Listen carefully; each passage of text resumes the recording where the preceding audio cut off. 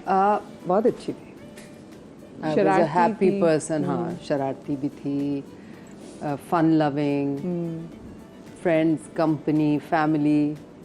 शगुफ्ता जी, अम्मी आपकी सख्त थी घर में, कोई सख्त डांट वारा पड़ती थी? अबू बहुत सख्त थे, मतलब अगर उन्होंने कुछ कह दिया है तो देयर इज़ नो वे कि हम उसे चेंज कर सकते हैं, उन्हें मना सकते हैं। तो अम्मी के थ्रू भी कोशिश करते थे मगर नहीं। तो इस तरह का माहौल था। ये एक चीज़ थी जो मुझे थोड़ी सी वो करती थी घर में, बिकॉज आई फील कि now that I become a parent and for the longest time I been a single parent in my life. तो बहुत सारी चीज़ें जो हैं, यूजुअली ये होता है कि जो आप देखते हैं वो आप करते हैं, लेकिन अच्छी चीज़ ये होती है कि आप देखें, फ़िल्टर करें और जो अच्छा है वो करें और जो बुरा है वो ना करें अपने बच्चों के साथ। फ़िल्टर थोड़ा सा लेट आता है ना। हाँ, नहीं, मगर ये है कि आप जब इतना कोई चीज़ हिट करती है आपको, तो आप फिर अपने बच्चों के लिए ज़रूर, जैसे अगर एक बंदा पढ़ा लिखा नहीं है तो वो चाहेगा मेरे बच्चों के लिए मैं कुछ भी करूँ, उन्हें तालीम ज़रूर दें। तो इस तरह से उन महरूमियों को आप अपने बच्चों के थ्रू कवर करें। तो मैं स्ट्रिक्ट भी थी अपने बच्चों के साथ, लेकिन उनकी बेस्ट फ्रेंड भी हूँ, वो मुझसे दिल की हर बात भी कर सकती हैं। लेकिन मैंने ये रियलाइज़ किया कि एज अ पेरेंट आप अपने बच्चों को अपने ही प्रेमिसेस में जितना कंफर्टेबल रख सकते हैं रखें। अगर आप उन्हें वहाँ कंफर्टेबल रखेंगे तो फिर उन्हें फ्रीडम दें। As a toddler they should do whatever they want to do. अगर आप डिसिप्लिन रखना चाहते हैं, टाइमिंग रखना चाहते हैं, तो उन्हें कन्विंस करके उस चीज़ पे लाएं प्यार से। And communication is the key. और अगर आप घर में उन्हें कंफर्टेबल कर लें तो वो फिर बाहर निकालेंगे सारा कुछ। ये मुझे बताएं, ये मुश्किल नहीं होता अगर आपके, क्योंकि ऑफ कोर्स आपके साथ अगर लाइफ में कुछ ऐसा अनजस्ट होता है, कुछ नाइंसाफ़ी होती है, तो वो एक ट्रॉमा की तरह आपको हिट करती है और आपको हील होने में टाइम लगता है। तो आपको, अगर मैं कहूँ, क्योंकि आप सिंगल पेरेंट भी थी और आपने बहुत अरसे के बच्चे होंगे, तो आपको कब लगा कि कब आप इतनी वो पावरफुल हो गए, जैसे मैंने कहा ना कि जो सुपर पावर्स आपको पता चल जाती हैं कि नहीं, मैं इतनी पावरफुल हूँ कि मैं सब चीज़ें बहुत आराम से कर सकती हूँ। मतलब of course is a trauma time होता है जो सबसे बड़ा ट्रॉमा टाइम था ना, मतलब I don't want to talk about it, मगर वो टाइम ऐसा था कि, और वही टाइम हर एक की ज़िंदगी में होता है जब आप बहुत बुरी तरह से गिरे होते हैं और आपको लगता है आप उठ नहीं पाएंगे, और उस वक्त अगर आप उठ जाएं। मुझे अपनी एक दोस्त के वर्ड्स अब तक याद हैं। शी सेड कि उठो, this is the time, become bionic, become super. और उठो, और बस तुमने अगर इस वक्त ये कमरे में बंद हो के रो के अपना टाइम वेस्ट कर दिया तो तुम गई। बस वो टाइम जब मैं उठती हूँ तो उस वक्त मुझे ये फीलिंग मिली थी कि यस, और वो हमेशा नजर आती है। बिल्कुल शगुफ्ता, उस वक्त उस अल्लाह, मुझे लगता है अल्लाह उस पॉइंट तक हमें इसलिए लेकर आता है, इसलिए कि अल्लाह हर लेसन, हर एक्सपीरियंस से हमें लेसन मिलता है, और जब तक आप वो लेसन नहीं सीखते हैं तब तक वो चीज़ होती जाएगी। इसलिए कि अल्लाह ने, पता है, अल्लाह को पता है कि आप स्ट्रांग है, आपने अपने आप को वीक किया हुआ है ना, इसलिए कि लोगों ने आपको वीक कराया है, तो इसलिए वो चीज़ होती है ताकि आपकी स्ट्रेंथ, किसी की भी स्ट्रेंथ उस वक्त नजर आए और आप स्ट्रांग निकले। इसलिए कि अल्लाह ने बनाया है आपको स्ट्रांग है, बिल्कुल, इसे वीक तो बनाया ही नहीं है। बेशक बेशक। और and it's all up here. और मेरे ख्याल से आप यू एलिवेट, आप बढ़ते भी तभी जब आप गिरते हैं ना, तभी आप बिल्कुल। देखो, जिंदगी है ही एक पेंडुलम। कभी ऊपर जाएंगे और फिर नीचे से जाके फिर ऊपर जाना है, फिर जब नीचे आते हैं तो लगता है कि हाय ऊपर कैसे पहुंचेंगे, लेकिन अल्लाह पहुंचाने वाला है। इसलिए मांगो तो किसी, ना रिलेशनशिप से मांगना चाहिए, ना एक्स मियाँ या मियाँ, अल्लाह से मांगो, अल्लाह देने वाला है। छोटी सी ब्रेक लेने जा रहे हैं, ब्रेक के बाद देगा। वापस आएंगे, थोड़ी हार्ट टू हार्ट टॉक होगी, मजीद हमारे साथ रहिएगा।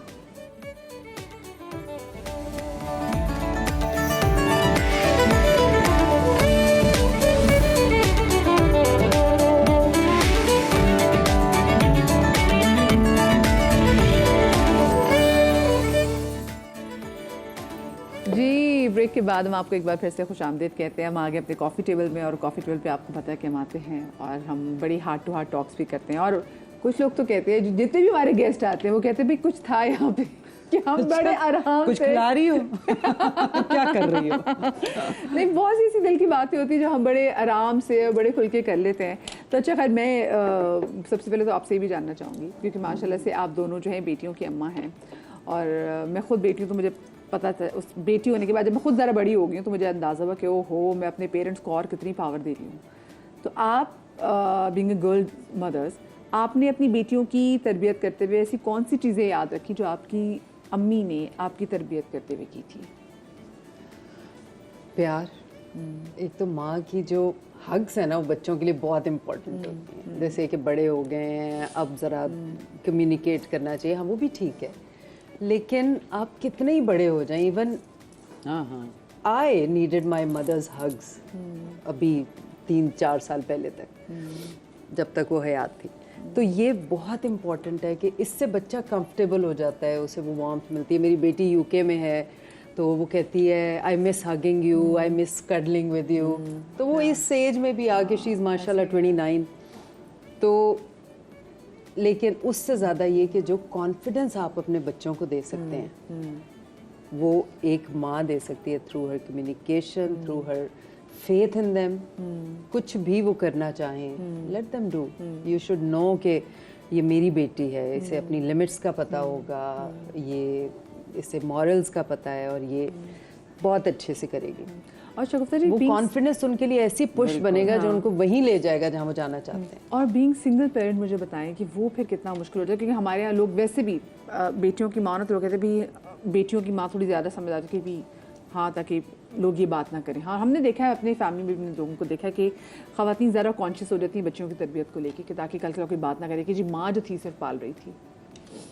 हाँ, लेकिन उसमें से बहुत सी चीज़ें तो बहुत स्टूपिड होती हैं लोगों की, जो वो एक्सपेक्ट कर रहे होते हैं, तो उन पे तो कोई अटेंशन नहीं देनी चाहिए।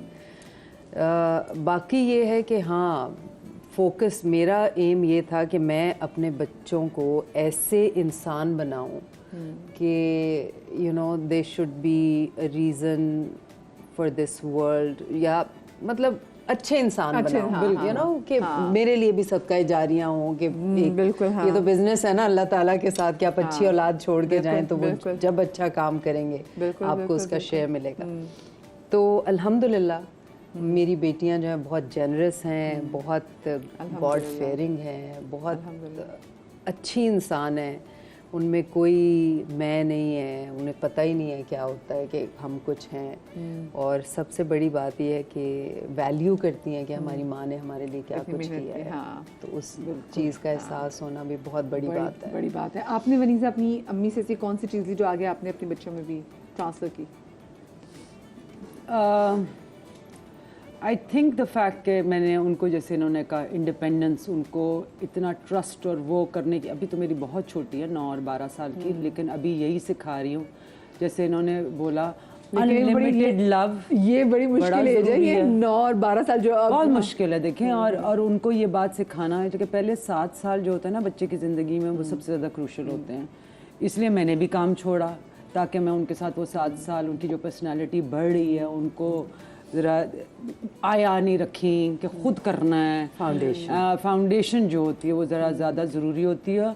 और यही कॉन्फिडेंस सिखाना है उनको कि अच्छा इंसान बनाना है। मेरी भी यही पूरी कोशिश है, किस माँ की नहीं होगी। और जैसे इन्होंने कहा कि मैं ज़रा इस तरह की हूँ, I am very cold like that, तो मैं अब I am trying to be more vocal and प्यार, इसलिए कि at the end of the day है ही प्यार के बारे में ज़िंदगी। You know, achievement is not कि कितना पैसा कमा लिया, वो आपको कभी भी याद नहीं रहेगा, आपको वो प्यार ही याद रहता है। तो मैं भी अब वो तो रोजी रोटी तो अल्लाह मियां ने लिखी हुई है, वो अपनी किस्मत लेकर आई हुई हैं, वो उनको वो मिलेगा। कि मैं अपना काम छोड़ी हूँ, और क्योंकि हमारी इंडस्ट्री से भी होता है ना कि out of sight out of mind. खैर आप लोगों ने तो अपनी धाक बिठा दी कि आपको तो आउट ऑफ माइंड कभी हो ही नहीं सकता। नहीं, ऐसा हुआ ना, ऐसा बिल्कुल होता है और हर एक के साथ होता है। और किसी भी लेवल ऑफ सोसाइटी कि आप अपने करियर में भी हों। जब मैंने शादी की थी और जब मैंने बच्चे पैदा हुए तो सारों ने कहा था कि ओह माय गॉड काम नहीं मिलेगा, काम नहीं। मैंने कहा इसके अगर छोड़ दिया तो बाद में काम नहीं मिलेगा, कि you are at your peak right now. I was at my peak, पर आई लाइक नहीं, उनको माँ की ज़रूरत है, वो आया की तो ज़रूर हो ही नहीं सकता। कि मेरी अम्मा ने खुद हमें पाला, तो मैंने कहा ये तो नहीं हो सकता कि मेरे बच्चे किसी और के साथ, कि मैं पैसा कमा रही हूँ और नाम कमा रही हूँ। नो, वरना बच्चा ना पैदा करो।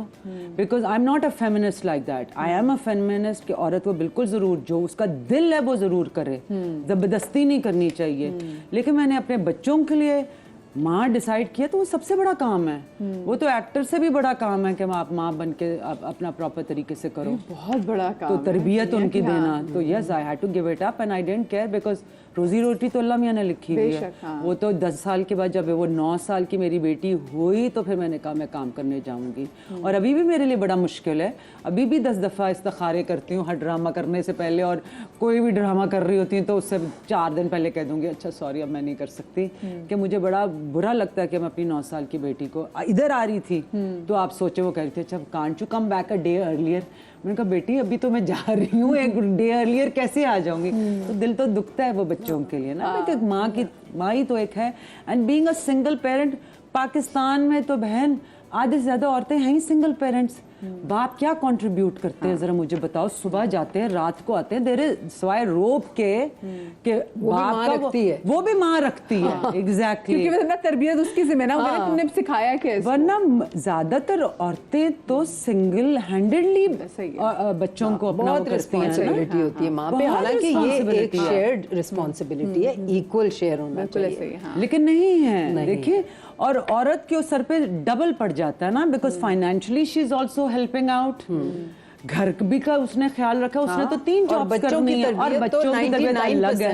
बिल्कुल माँ की रिस्पॉन्सिबिलिटी। किसी आदमी को कहा कि run the house on his own, कोई नहीं कर सके, तो औरत ने घर भी चलाना है, मियाँ और ससुराल का भी ख्याल रखना है और फिर बच्चों का भी ख्याल रखना है। आदमी ने सिर्फ काम पे जाना है और रोब डालना है। And she is the only one जिसको आप अकाउंटेबल भी ठहराते हैं कि भाई हाँ तुमने किचन नहीं सही चल रहा कुछ भी। और एब्सोल्युटली राइट कि हम मतलब बाप होते भी जो माएँ ही हैं जो कि बच्चियों की तरबियत में ना जिनका सबसे बड़ा किरदार होता है और उन्हीं से ज़रा पूछा भी जाता है। अच्छा मुझे ये बताएं, ज़िंदगी में कोई ऐसा मौका आपका आया हो जब आपने सोचा हो कि काश मैं एक्टर या मॉडल ना होती। हाँ मतलब जब बच्चे छोटे थे तो, लेकिन एंड में मुझे यही लगा कि यही बेस्ट ऑप्शन है मेरे लिए, और अल्लाह ताला जो प्लान करता है इंसान के लिए वो बेस्ट होता है। मैं ये भी सोचती थी जब मेरे बच्चे छोटे थे और मुझे उस वक्त बहुत काम करना पड़ता था, बिकॉज पैसे भी अच्छे नहीं मिलते थे और क्वांटिटी ऑफ वर्क वॉल्यूम ज़्यादा था। लेकिन वो फेमस बहुत होते थे लेकिन पैसे वो उतने नहीं मिलते थे। उस वक्त नहीं थे। तो दोनों छोटे थे, उनकी स्कूलिंग शुरू हुई, उस वक्त सिर्फ 2 बड़ी बेटियां थी। तो उस वक्त मुझे लगता था कि नहीं, और मैंने की इंटरफ्लो में गई, मैंने कॉपी राइटर की जॉब की, वो जो सैलरी मिलती थी वो मेरे फ्यूल में ही ख़त्म हो जाती थी। तो मैंने फिर इवेंचुअली डिसाइड किया कि नहीं, ये दिस इज़ समथिंग अल्लाह ताला चोज़ फॉर मी और यही मेरे लिए बेस्ट है, और वही हुआ। तो बाद में मुझे आज तक मैं यही रियलाइज़ करती हूँ कि अल्हम्दुलिल्लाह अल्लाह ताला ने मेरे लिए ये चूज़ किया कि इससे बेहतर कुछ हो नहीं सकता था, बिकॉज मैं प्रोफेशनल्स को देखती हूँ अपने आसपास, you know, and I still feel कि आई बीन बेटर ऑफ, अल्हम्दुलिल्लाह। आपकी ज़िंदगी में कोई ऐसा लम्हा जब आपको लगे काश मैं ना होती मॉडल? बिल्कुल भी नहीं। बल्कि कभी सोचा नहीं था कि मैं मॉडल होंगी। वही जैसे मैंने पहले कहा कि डॉक्टर का सोचा था, लेकिन जैसे इन्होंने कहा मैंने भी ये रियलाइज़ किया कि ये किस्मत मुझे इधर ही लेकर लाई जा रही है और मैं बेवकूफ़ हूँ। जैसे पढ़ने का इतना मुझे शौक हो रहा है तो क्या, हालांकि बड़ा पैशनेट थी मैं, but I chose what God, because मेरे साथ तो वो इनके साथ मुझे नहीं पता, मेरे साथ तो वो बाय चांस होता गया ना, बाय चांस होता गया कि ये भी अच्छा काम मिल गया, वो भी अच्छा काम मिल गया। मैंने कहा हाँ इतने पैसे मैं कमा रही हूँ। और उस ज़माने में I had lost my father, I had come back. अम्मी कोई काम नहीं करती थी, अम्मी ने तो ज़िंदगी में काम नहीं किया था। तो वो हाउस वाइफ होती है, जो घर संभालती है उनको नहीं पता। और अम्मी ने भी ऐसा काम शुरू कर दिया अब्बू के फौत होने के बाद, वो घर बना के बेचती थी। तो मैंने यही सोचा कि अम्मी कर सकती है और मैं अगर डिग्री, चलो डिसअपॉइंटमेंट होती है, मैं बाहर पढ़ने जा रही थी, डॉक्टर बन रही थी, तो अल्लाह अगर इधर लेकर जा रहा है तो इसमें कुछ होगा। And you know to work with good people, ये ब्लेसिंग है। इतनी ब्लेसिंग थी कि शुरू में ही आके, जैसे अभी थोड़ी देर पहले कहते हसीना मोइन आके अगर आप घर में आके आपको कहें एक दफा देखने के बाद कि आप प्लीज ड्रामा कर लें, तो आप अल्लाह मियाँ ने आपके लिए वो प्लान बनाया है, तो आप कभी रिग्रेट, मैंने आज तक नहीं रिग्रेट।